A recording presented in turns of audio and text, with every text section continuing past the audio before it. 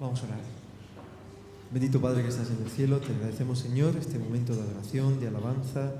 Te agradecemos, Señor, este momento que en libertad podemos disfrutar de reflexionar en tu palabra. Y te pedimos, Señor, que tu palabra sea fértil en nosotros. Bendice al predicador, Pastor Jonathan Bosquet, en esta tarde, y a nosotros para que recibamos la enseñanza. En el nombre de Jesús. Amén. Muy bien.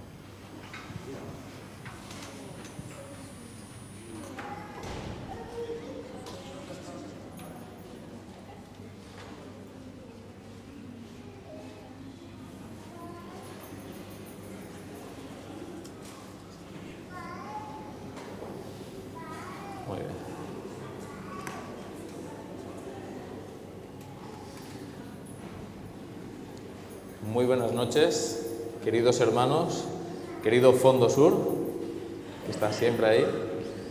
Además compacto, es un grupo compacto. Bien, quería empezar contándoos algo que me sucedió siendo pastor de jóvenes en Barcelona. No tiene que ver mucho con un aspecto espiritual, pero va a tener relación con algo de lo que vamos a hablar. Recuerdo que allí era muy difícil aparcar el coche. Todos los que conocéis Barcelona sabéis que hay ciertos lugares, bueno, Barcelona, Madrid, grandes ciudades, es difícil, algunos lugares de Sagunto también. Pero recuerdo que era muy complicado aparcar el coche y muchas veces cuando volvía a casa pues daba vueltas y vueltas hasta que conseguía un aparcamiento que no necesitase que uno se levantase a las 7 de la mañana para mover el coche y seguir buscando para dar vueltas. Y normalmente, pues después de mucho girar, uno solía encontrar algo, a veces estaba a 5 minutos, otra a 10, otra a 15 minutos de casa, pero bueno, o sea, era tener un aparcamiento, ya estaba bien. Recuerdo un día que después de estar hora y media dando vueltas al regresar a casa para encontrar aparcamiento y no encontrar aparcamiento, encontré uno justo al lado de una obra, en la puerta de una obra. De esos que decían, prohibido aparcar, a las 7 de la mañana esto tiene que estar libre para que pues bueno, las cosas puedan funcionar. El caso es que dejé el coche y dije, bueno, pues mañana me levanto, voy a coger el coche y me voy a aparcar. El caso es que al día siguiente amaneció, era un día bonito, y se me olvidó que había dejado el coche en un sitio donde no podía aparcar. Y la memoria volvió en sí a eso de las 12 de la mañana aproximadamente. Recuerdo que cuando a las 12 de la mañana del mediodía me di cuenta de que no había quitado el coche, ¿sabéis lo que? Un sudor frío que te entra como diciendo, madre mía, ya sé lo que me toca, ¿no? Es decir, está en un sitio, una obra que además la veo trabajar todos los días en este sitio. Digo, esto me va a tocar, pues bueno, ir al depósito, pagar la multa que haya que pagar para poder sacar el coche, ¿no? Y el bochorno de tener que hacer todo eso.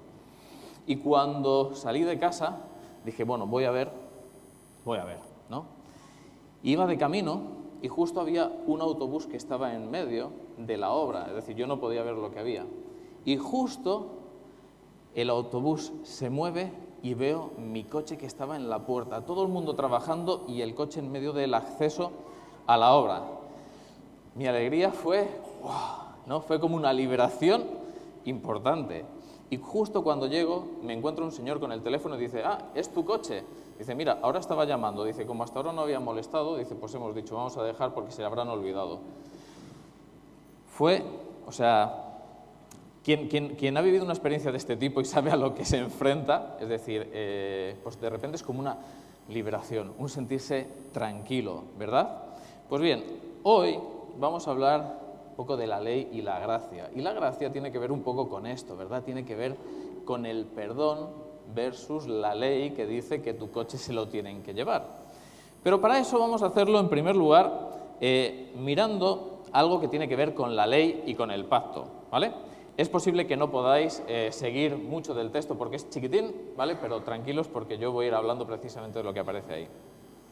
Me imagino que habréis escuchado en algunas ocasiones a quienes sostienen pues, que en la Biblia el nuevo pacto del que nos habla, porque nos habla del nuevo pacto, ha reemplazado al antiguo pacto y por lo tanto a ciertos mandamientos como por ejemplo el sábado como parte de un antiguo pacto que queda ya anticuado, por así decirlo, ¿no? Que ya no tiene relevancia hoy en día. Bien, este razonamiento se basa en la creencia de una profunda ruptura entre el antiguo y el nuevo pacto, de forma que incluso hay muchos cristianos que rechazan la autoridad divina y el valor del Antiguo Testamento, ¿vale? Porque se produce una separación entre algo que parece que es antiguo, que parece caduco, que parece desfasado, que a veces se entiende mal, versus el nuevo pacto, ¿verdad? La Biblia, en cambio, muestra algo que es muy interesante. Muestra un patrón de discontinuidad entre el Antiguo Testamento y el Nuevo Testamento, en lo que podríamos llamar fases acumulativas de un único pacto eterno. A ver si me aclaro yo con esto. Bien, cuando hablamos de pacto, en primer lugar, la palabra pacto, en hebreo es berit, aparece en Génesis capítulo 6 con Noé. Pero después vamos a encontrar nuevamente el pacto con Abraham, nos vamos a encontrar el pacto con Israel y en Jeremías nos vamos a encontrar con que aparece un nuevo pacto. Sin embargo, es muy interesante porque la misma forma del pacto aparece ya mucho tiempo antes con Adán y con Eva. Por lo tanto, estos pactos de los que estamos hablando, que vemos aquí con Noé, Abraham, Israel, etcétera, etcétera, serían como subpactos, ¿vale? Es decir, subpactos acumulativos que parten de lo anterior y que amplían las promesas que se habían dado en el primer pacto. La esencia de cada pacto sería: yo seré vuestro Dios y vosotros seréis mi pueblo. En el relato de la creación, Adán y Eva reciben la bendición de Jehová y con ella un rol muy interesante asignado en el pacto establecido con Dios. Dice el texto lo siguiente: luego Elohim los bendijo y díjoles Elohim: procread y multiplicaos y henchid la tierra y sojuzgadla y dominad en los peces del mar y en las aves del cielo y en todo animal que bulle sobre la tierra. ¿Vale? Así que la base de este pacto que hay en el Génesis tiene que ver con procread, multiplicaos y henchid la tierra. Posteriormente nos vamos al pacto que aparece con Noé y hay una renovación del pacto. Y entendedme por qué hablamos de una renovación del pacto establecido antes con Adán y con Eva. Porque el texto nos dice que en el pacto con Noé, Jehová les dice lo siguiente: Elohim bendijo a Noé y a sus hijos y dijo a ellos: procread y multiplicaos y llenad la tierra. El temor y el espanto a vosotros sean sobre todos los animales de la tierra y todas las aves del cielo. Han sido puestos en vuestra mano, con todo aquello que bulle del suelo y todos los peces del mar.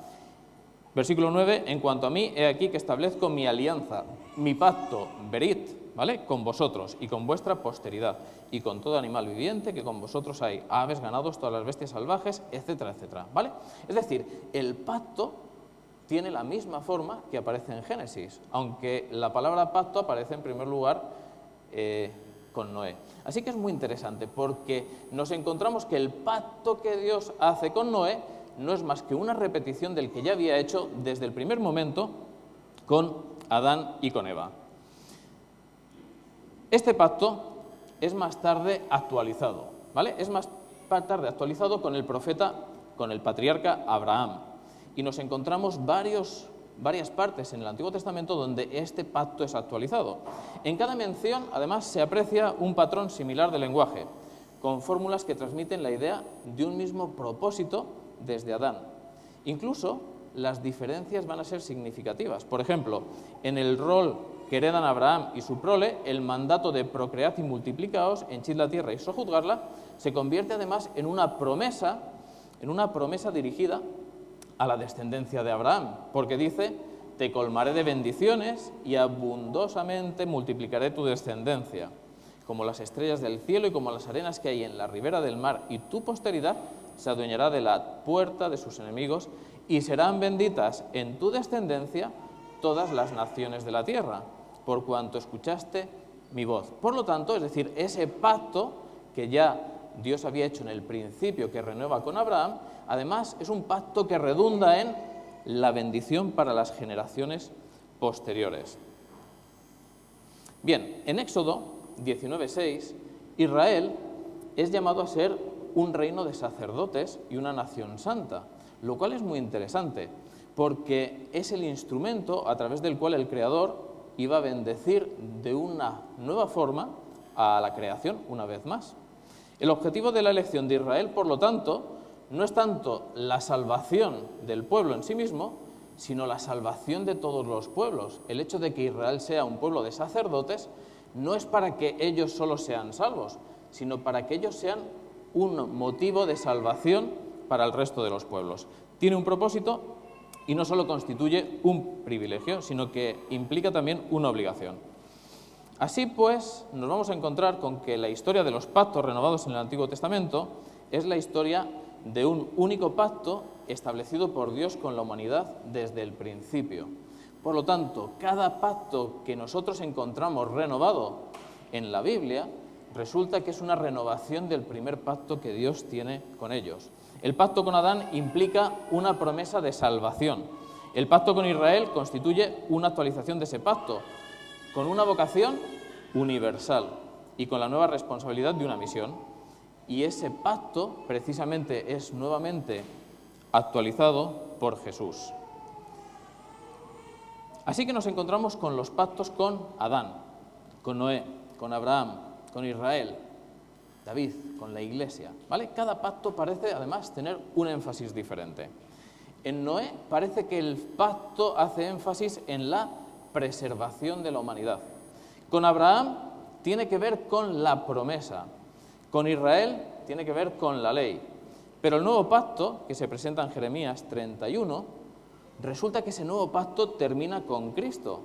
Y supone, además, que ese pacto se internaliza, se hace interior, ¿vale?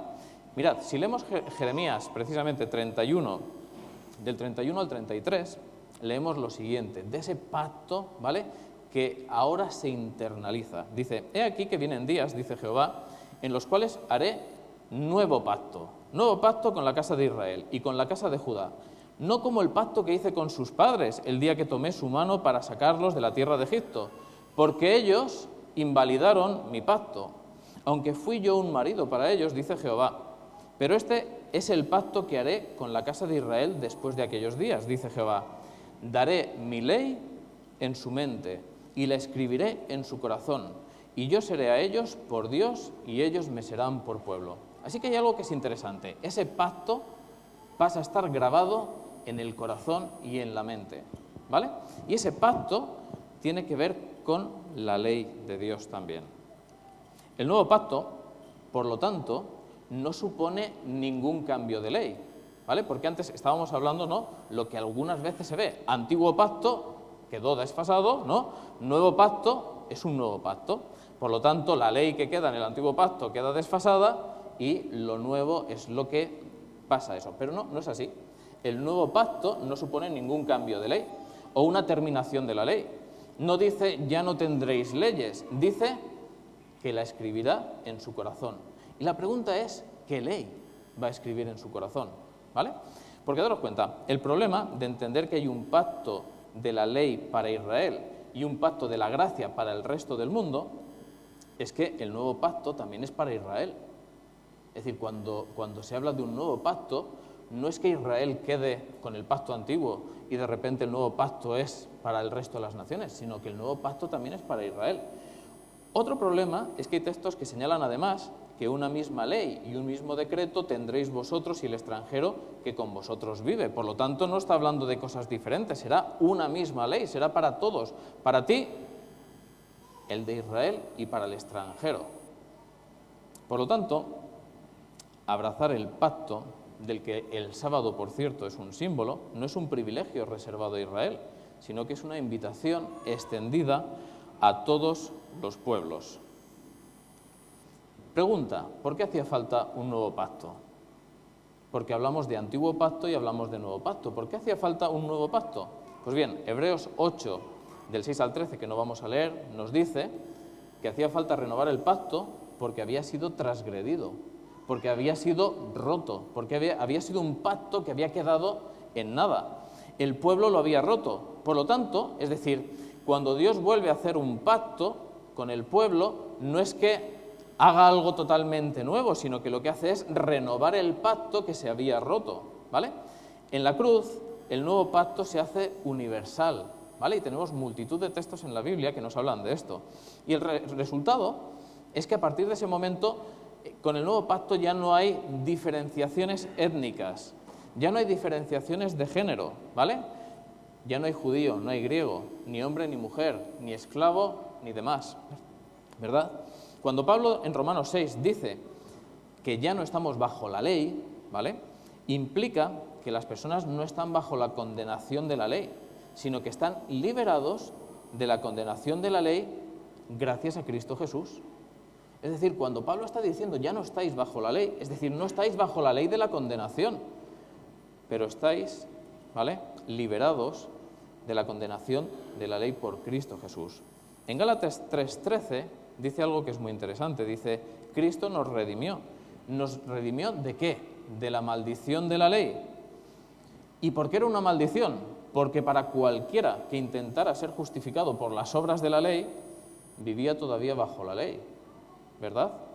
Pero la forma de salvación en el Antiguo Testamento y en el Nuevo Testamento siempre fue por la fe.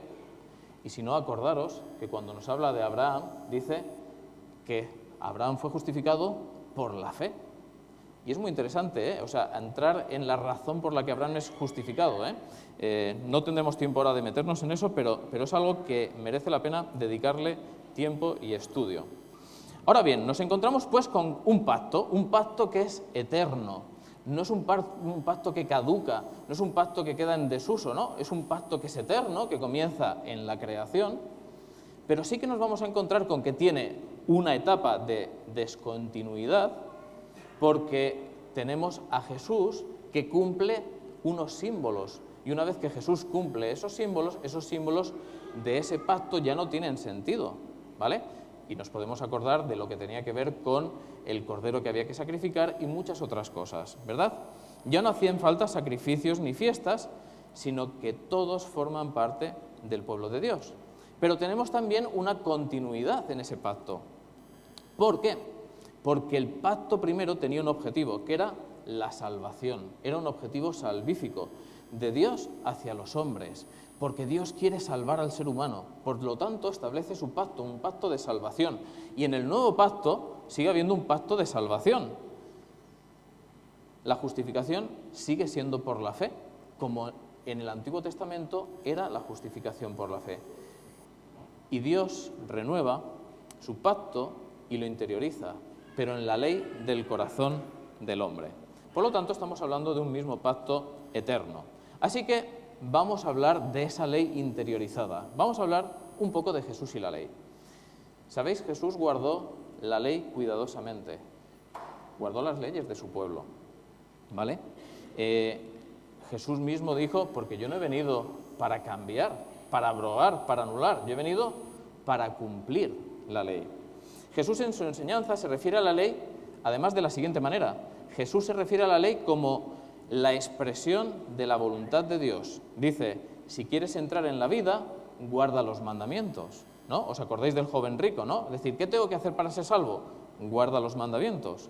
Y es que el joven rico había guardado los mandamientos de forma legalista, ¿vale? Algo que no era extraño en su época. Había guardado esos mandamientos de una forma legalista. ¿Qué hay que hacer? Esto, esto, esto y esto, muy bien, pues yo ya lo estoy haciendo, ¿no? Ya tengo mi lista, mi checklist de todo está hecho correctamente. ¿Qué es lo que le faltaba al joven rico? Le faltaba el legislador, le faltaba el que había creado la ley. Debía entender que la salvación no provenía de la ley, sino del dador de la ley. La salvación no venía del que había hecho la ley, sino que la salvación venía del dador, del creador de la ley, ¿vale? Si guardáis mis mandamientos, dice Jesús, como yo he guardado los mandamientos de mi Padre. Es decir, Jesús hablaba de guardar los mandamientos como Él mismo los guardaba. Por lo tanto, para Jesús como para Pablo, la ley es a la vez un legado valioso y es una realidad mal entendida. Mal entendida y muy mal entendida en su época. De hecho, en algunos sectores del siglo I, después de Cristo, la ley se consideraba como un medio para ganar la salvación. Es decir, hay que hacer todo esto y serás salvo. Si tú cumples todos estos requisitos, estás guardando la ley. Si guardas la ley, entonces eres bueno. Por eso es la razón por la que Jesús dedica tanto tiempo a interpretar o a reinterpretar la ley. Pero daros cuenta, la primera declaración de Jesús es la siguiente: no penséis que he venido a abolir la ley o los profetas. No he venido a abolir, sino a cumplir. Dice, porque de cierto os digo que antes que pasen el cielo y la tierra, ni una jota ni una tilde pasarán de la ley hasta que todo se haya cumplido. Y eso lo dice Jesús en el Sermón de la Montaña. En el Sermón de la Montaña, que es un sermón espectacular, y en el que algunas personas dicen que Jesús estaba lanzando su candidatura como Mesías, ¿no? Es decir, la gente le estaba escuchando, estaba pendiente de lo que iba a decir. Y de repente aquellas personas que están ansiando la liberación de todo un legalismo que existía, se encuentran con que Jesús dice, o sea, hay que cumplirla y más de lo que algunos lo hacen. Bien, el término cumplir, precisamente, que es en griego plero, significa lo siguiente, porque es interesante.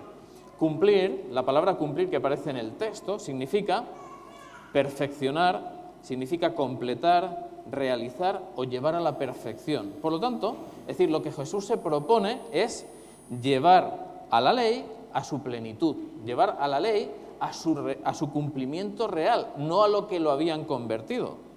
De hecho, en ese capítulo, el capítulo 5 de Mateo, Jesús reformula la ley, demostrando que sus demandas son absolutas, las demandas de la ley son absolutas, pero que la formulación de la ley es relativa.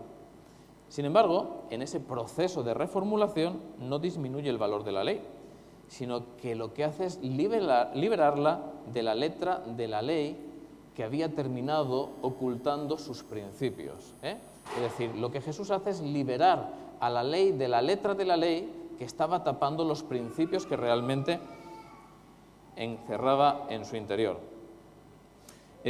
Cuando aparece toda una serie de declaraciones como oísteis que fue dicho, pero yo os digo, ¿no? Y es muy interesante porque en el capítulo 5 del Sermón de la Montaña Jesús dice esto varias veces.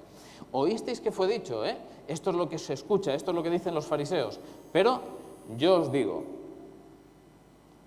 Por ejemplo, no cometerás adulterio, ¿vale? Pero yo os digo que cualquiera que mire de una forma que no es apropiada, ¿qué implica eso?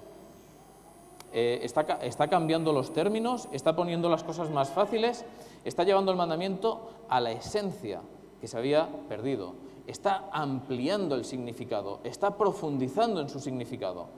Y precisamente en esa reformulación de la ley, Jesús no reduce sus exigencias, sino que profundiza en sus intenciones, profundiza en la intención de la ley. Cuando Jesús dice, un nuevo mandamiento os doy, que os améis los unos a los otros, no significa que antes no hubiese que amar, sino que lo amplía en la calidad, al estándar de como yo os he amado. ¿Os dais cuenta de lo que es interesante? Es decir, un mandamiento nuevo os doy, que os améis los unos a los otros, eso no era nuevo. Lo que es nuevo, como yo os he amado. Es decir, amad como ama Dios. No reduce la ley ni la cambia, sino que lo que hace es ampliarla. Por eso, cuando le preguntan lo esencial de la ley, Jesús lo resume el contenido de todos los mandamientos en dos aspectos: amarás a Dios y amarás a tu prójimo. Y así, de esa forma, resume que su comprensión de la esencia de la ley es la fe y el amor, y que de estos dos mandamientos dependen toda la ley y los profetas. Son dos aspectos de los 10 mandamientos. En primer lugar, los 4 primeros en relación con Dios y los 6 primeros y los 6 siguientes que tienen que ver en mi dimensión del amor hacia los hombres, ¿verdad? Bien, el evangelio que Jesús presenta no separa al hombre de la ley de Dios, sino que lo que hace es orientarlo correctamente, ayudándole a vivirla. María Magdalena, por ejemplo, ¿vale? María Magdalena, en el capítulo 8, versículo 11, Jesús, ¿qué es lo que le dice? Le dice, vete y no peques más. Es decir, María está perdonada, vete, pero no peques más. Es decir, lo que Jesús hace es invitarle a vivir de acuerdo a la voluntad de Dios para su vida. Eso es lo que está haciendo. Es decir, Jesús en ese nuevo pacto no aleja a la gente de la ley, sino que lo que hace es pues orientar correctamente para ayudar a vivir, ¿verdad? El sábado, por ejemplo, ¿no? En el caso particular del sábado, Jesús nunca abolió el sábado. No encontraremos ni una sola declaración de Jesús aboliendo el sábado. Sus discusiones con los fariseos tenían que ver con cómo guardar el sábado, ¿vale? Pero no con si había que guardarlo o no había que guardarlo. Era con el cómo, como el cómo se estaba haciendo. ¿Por qué? Porque Jesús mismo lo va a declarar. Dice, porque yo soy el Señor del sábado. Él era el Señor del sábado. Incluso, si nos vamos un poquito más allá, nos vamos a dar cuenta que los más fieles seguidores de Jesús guardaron el sábado cuando murió, conforme al mandamiento.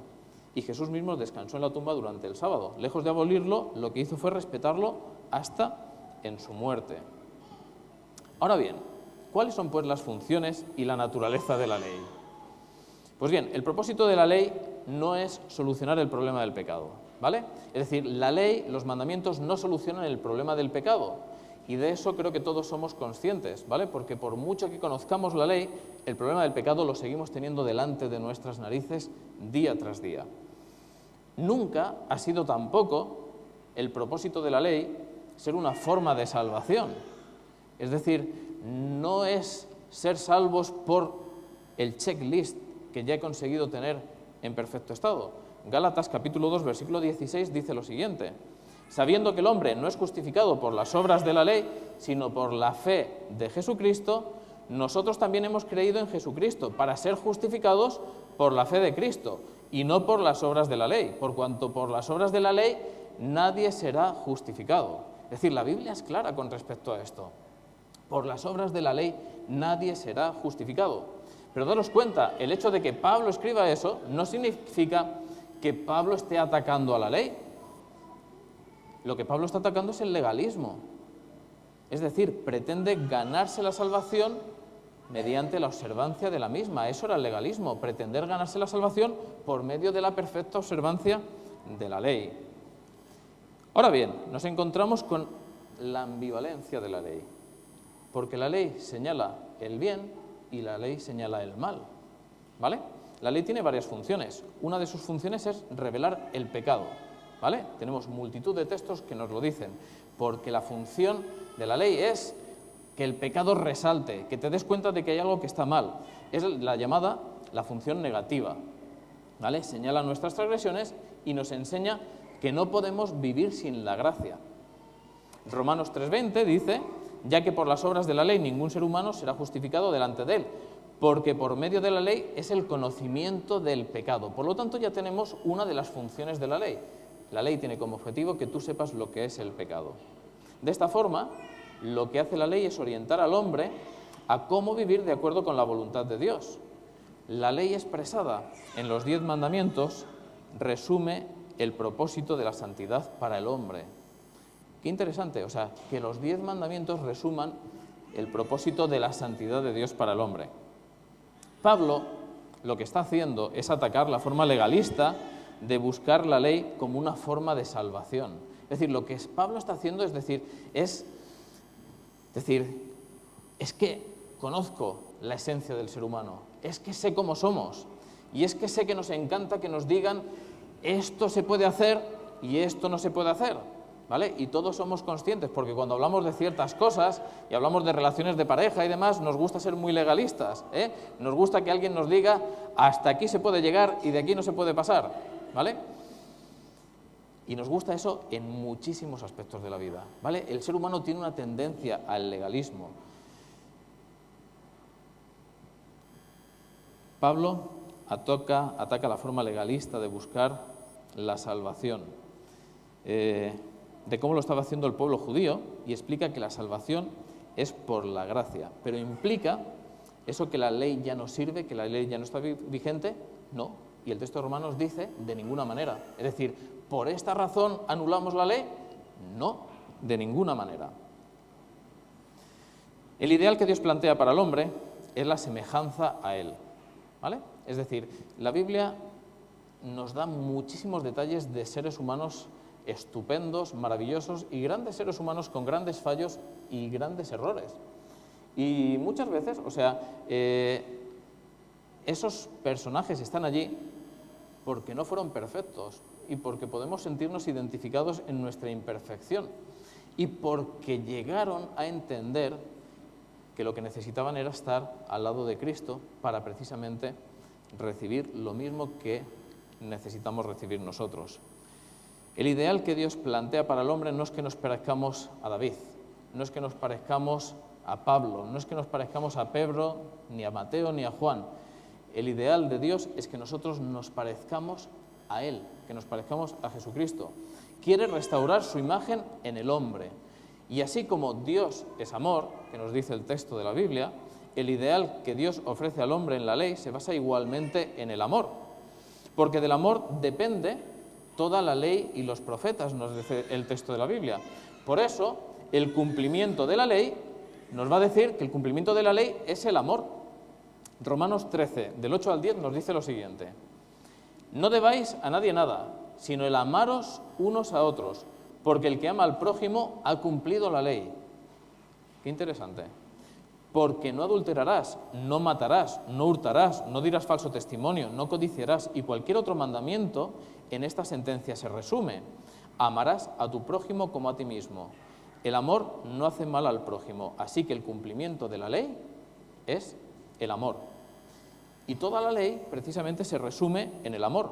Gálatas 5:14 nos dice: porque toda la ley en esta sola palabra se cumple: amarás a tu prójimo como a ti mismo. Así que daros cuenta lo interesante que es el planteamiento que Dios hace. El planteamiento es: yo lo que quiero es que vosotros os parezcáis a mí, porque yo soy amor. Y el resumen de toda la ley es que améis al Señor y al prójimo. Ese es el resumen de toda la ley. La ley representa el carácter de Dios, su justicia y perfección, su bondad y su verdad. Eso es lo que representa el carácter de Dios. Y es muy interesante porque ley y amor son realidades equivalentes, porque transmiten la esencia de Dios. En ese sentido, la función de la ley es proteger al hombre. Está a su servicio y no al revés. ¿Os acordáis? Es decir, porque dice: porque el sábado fue hecho para el hombre y no el hombre para el sábado. Por lo tanto, el objetivo y la función de la ley es proteger al hombre. Está a su servicio. Por eso, Dios, amor y ley son términos que van unidos. Si en un principio los 10 mandamientos fueron la revelación del ideal divino para el hombre, ese ideal no tiene por qué cambiar. Y hay una cita del pastor Roberto Badenas, en su libro Más allá de la ley, que es muy interesante, que dice: si el espíritu de la ley es el amor, jamás puede quedar caduca. Si el objetivo de la ley es el amor, jamás podrá caducar.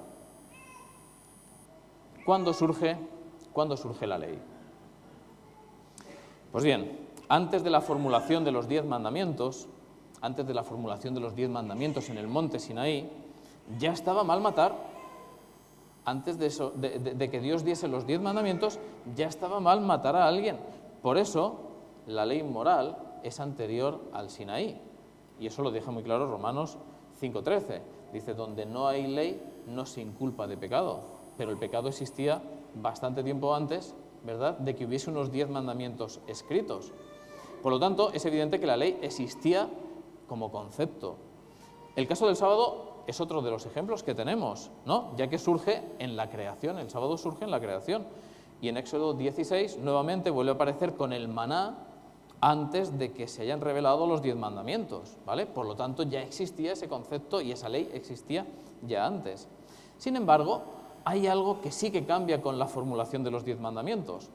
Con la formulación de los 10 mandamientos, lo que pasó es que se hizo al pecado más pecaminoso, si cabe todavía. Porque la ley se introdujo, nos dice Romano, para que el pecado abundase. Y parece una paradoja. Sí, la ley se introdujo para que el pecado abundase. Y que donde el pecado abundase, que sobreabundase la gracia, ¿no?, que es muy interesante. La ley hace que el pecado se convierta en un acto voluntario de rebelión contra Dios. Por eso, es decir, la formulación de los mandamientos hace que el pecado sea todavía más grave. Dice, la ley hace que el pecado se convierta en un acto voluntario de rebelión contra Dios. Bien, ahora tenemos un pequeño problema, ¿vale? Porque cuando hablamos de la ley, nos encontramos con un problema que muchos jóvenes en alguna ocasión me han comentado, ¿no? Pero es que cuando te vas ahí, no sabes exactamente a qué se está refiriendo. Y eso tiene que ver por la polisemia, es decir, por los múltiples significados. En el Antiguo Testamento, la ley es la Torá, que significa dirección, significa instrucción o ley. A menudo se hace referencia a la totalidad de la instrucción divina que Dios dio a su pueblo. En la palabra Torá, además, se incluían las leyes morales, se incluían las leyes ceremoniales y civiles del pueblo de Israel. Puede implicar en algunas ocasiones incluso a todo el Antiguo Testamento. A veces hace referencia únicamente al Pentateuco. Puede hacer referencia a la ley mosaica, al Antiguo Testamento, a los 10 mandamientos o a una ley específica, o también en un sentido figurado a la ley del mal o a la ley del pecado. Por lo tanto, entender bien esto nos va a exigir un esfuerzo porque es el contexto de cada versículo el que debe hacernos entender a qué se está refiriendo cuando la Biblia habla de ley, a qué se está refiriendo, a qué se está dirigiendo. Estamos acabando. ¿Qué tienen de especial los 10 mandamientos? ¿Qué tienen de especial esos 10 mandamientos? Pues bien, la ley ceremonial tenía un propósito que era diferente, y un propósito que era limitado. Era pedagógica, apuntaba hacia Cristo. El santuario, las ceremonias, el sacerdote, todo lo que rodeaba eso tenía una misión pedagógica de hacerle entender a la gente cómo iba a ser el proceso de salvación. Pero nada de eso podía limpiar el pecado. Así lo dice Hebreos 10 del 1 al 4. Es decir, porque las cosas que se hacían en el templo limpiaban el pecado de forma condicional, esperando a la realidad del cumplimiento más amplio, la llegada de Cristo. En cambio, los 10 mandamientos tenían algo de diferente. Son especiales. La Biblia nos dice que Dios los escribió con su mismo dedo. Estaban dentro del arca del santuario en el lugar santísimo, mientras que la ley ceremonial nos dice el texto que se colocó fuera al lado del arca. Por lo tanto, cuando algunas denominaciones rechazan la observancia de los 10 mandamientos, realmente lo que se está rechazando es el mandamiento del sábado, porque ninguna denominación sostiene que ahora ya se pueda matar o que ya se puede mentir, etcétera, ¿verdad? El único motivo de rechazo es la observancia sabática, y muchas veces en torno a esto se ha abismado cada vez más la diferencia entre antiguo pacto y nuevo pacto. La ley está vigente. La ley sigue estando vigente, como hemos podido ver hoy. En el nuevo pacto, esa ley quiere estar en nuestros corazones. Santiago 2:11 dice lo siguiente: porque el que dijo no cometerás adulterio, también ha dicho no matarás. Ahora bien, si no cometes adulterio pero matas, ya te has hecho transgresor de la ley. Y lo que viene a decir es que cualquiera que infringe un mandamiento se hace transgresor de toda la ley. Gálatas 5:14 nos dice: porque toda la ley en esta sola palabra se cumple: amarás a tu prójimo como a ti mismo. Es decir, el resumen de toda la ley sigue estando vigente: amar a tu prójimo como a ti mismo. Y si quieres saber cómo amar a tu prójimo como a ti mismo, entonces desglósala en los mandamientos que Dios dio. Romanos 13:9 dice: porque no adulterarás, no matarás, no hurtarás, no dirás falso testimonio, no codiciarás, y cualquier otro mandamiento en esta sentencia se resume: amarás a tu prójimo como a ti mismo. Romanos 3:31 nos dice, nos pregunta luego: ¿por la fe invalidamos la ley? De ninguna manera, sino que confirmamos la ley.